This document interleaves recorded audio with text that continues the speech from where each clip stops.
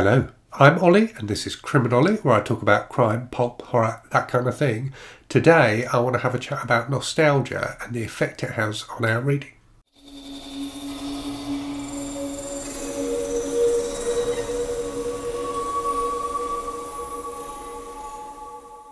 So as usual with these Sunday videos, this is me starting the conversation. I certainly haven't got all the answers. It's just kind of my thoughts on the subject. I'm really interested to hear in the comments what you think about it. So yeah, consider it a bit of a Sunday chat. So a couple of people have kind of been talking about this recently, and it got me thinking about it. So Gareth from the channel Book Songs and Other Magic made a comment on one of my videos saying he thought this was kind of an interesting topic to talk about. And Michael K. Vaughan did an excellent video a little while ago, which I'll put a link to in the description for this, where he talked about his relationship with Robert E. Howard as a writer. So Michael started reading the Conan stories when he was a kid, so starting with the comic adaptations and then progressing to reading, the actual stories by Robert E. Howard, and that developed into a lifelong love of Howard as a writer. And I think it's definitely had an influence on some of the other stuff that Michael reads as well. And I think it's really interesting how we make those connections with writers when we're kids, when we're young people.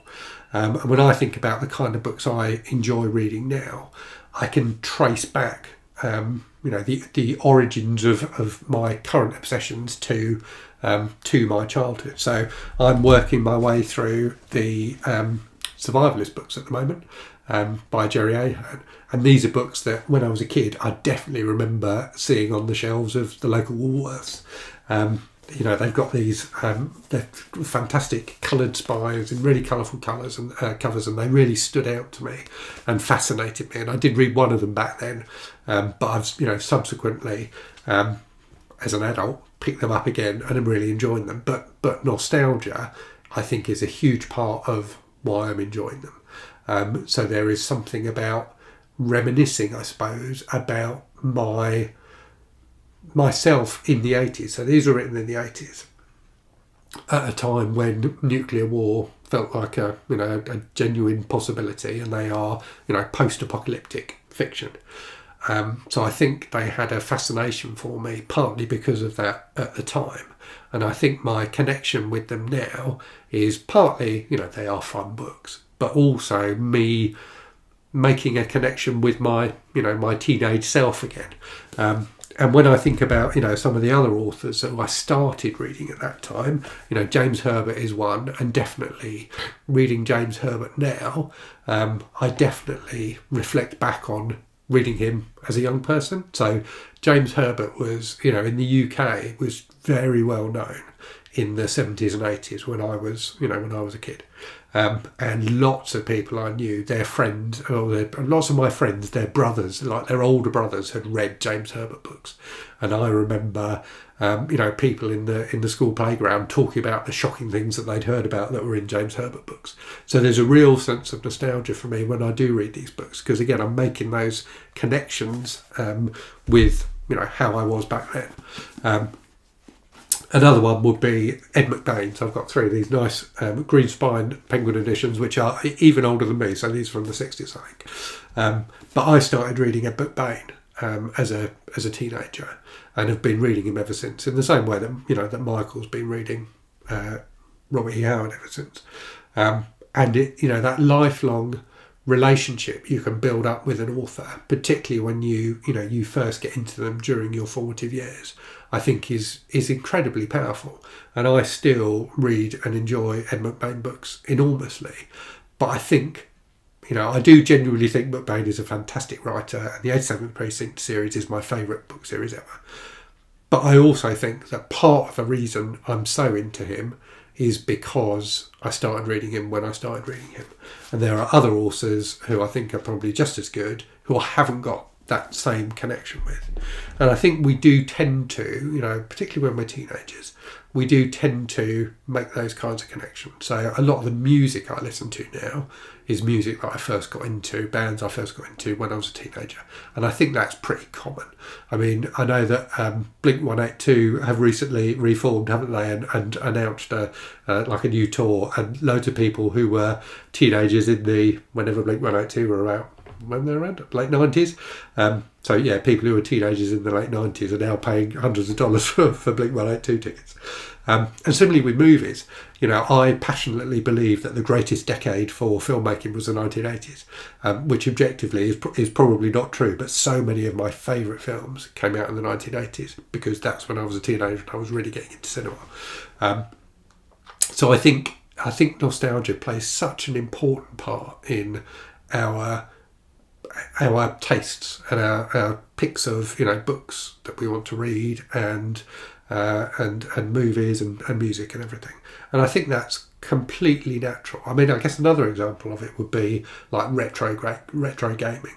So there's a huge market for retro gaming now, where people are playing games which are technologically really backward compared to the sort of games you can play now, sort of video games you can play now. But they love them because they remind them of what it was like to play games when they were kids. So I think it's completely natural. I do think, though, that nostalgia can be a negative thing.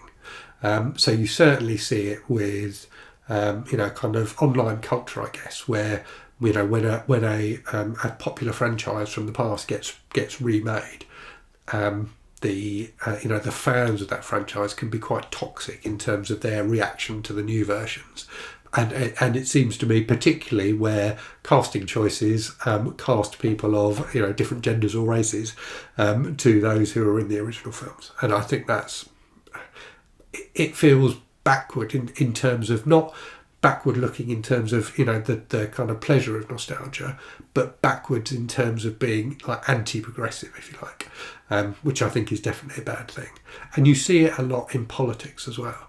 So, as a citizen of the UK, I'm, reflecting on that at the moment, that we seem to be, our government seems to be mired in a very backwards looking kind of politics at the moment, where, our outgoing PM, Liz Truss, a lot of her appeal to the people who got her into power was her similarity, which she definitely played up on, to Margaret Thatcher, the popular female, or popular with some people, certainly not with me, female PM from the 1980s. So I think nostalgia can be a really bad thing when it causes us to focus on our perception of the world at a particular point in time. And the problem is, and I've talked about this on the channel before, and I quite often get negative comments from people about this when I talk about it, but all of these books I've talked about, McBain, James Herbert, Jerry Ahern, there are things in these books that you would not expect to see in a book today, in terms of the treatment of female characters, the treatment of gay characters, the treatment of non-white characters. And I think the negative thing about nostalgia is it causes us to immerse ourselves in a dated worldview, which we know is not reality. The publishing world, the filmmaking world of the 80s was very white, very male, very heterosexual, and that doesn't mean that the films and the books are any less good. And certainly, as I've said, I love films from the 80s. I love books from the 80s. But I think it gives us that... I suppose my problem with that kind of nostalgia is that it immerses us back in a time that feels more comfortable for some people, because of that lack of focus on diversity, because it's a very closed in, kind of a world. That doesn't reflect reality, but some people maybe want it to reflect reality. So I hope that makes sense. I think it kind of does. I think nostalgia can be a very great pleasure, and it can be very soothing to immerse yourself in the world of your past. But we need to always remember that it is the world of the past. It doesn't reflect modern reality at all, and we shouldn't try and shape modern reality to reflect the world of our childhoods, which we feel a nostalgia for because it was when we were kids. Let's be honest, when you're kids, everything is simpler. People of my generation so I'm in my 40s. We look back at the 80s as a simpler time when there was no technology. Technology was not so central to our lives as it is now. And there tends to be a perception from people that crime rates were lower when they were kids. And certainly in the UK, that's not true at all. Crime especially violent crime, is a lot lower now than it was when I was a kid. But my perception is that it's higher because I'm just more aware of it now, because I watch the news more. I've got a teenage child myself, so I worry about him. And when I was a kid, I was just completely oblivious to all of that. So I think nostalgia can give us that kind of false sense of security or false perception of the past, which can be unhealthy. Okay, time for a random book from the shelves. So today's book is a book I haven't read yet, but which I definitely got for nostalgic reasons, and that is Jerusalem by Alan Moore. So back in the 80s and 90s, I was a huge fan of Alan Moore. So I used to read 2000 AD, the British comic, which he wrote for, and then read a lot of his stuff which was published in the US. So Watchmen, Killing Joke, things like that. Big fan of his comic writing. Have not read any of his prose, and I've got this copy of his book Jerusalem, which is a whopper. So it's like 1,300 pages long, and I don't know if you can see how small the print is as well. It's definitely not a comic book. So yeah, I will be tackling this at some point, but I don't know how soon. It's definitely a daunting book. So do let me know in the comments what you think on this topic. I think it's a bit of a double-edged sword in that we tend to think of nostalgia as a positive and comforting thing, but as I've said, I think it can definitely have negative aspects. So yeah, do let me know what you think in the comments. But yeah, as always, thanks very much for watching. Hope you're safe and well out there. Hope you're reading good stuff, and I'll speak to you again very soon. Cheerio.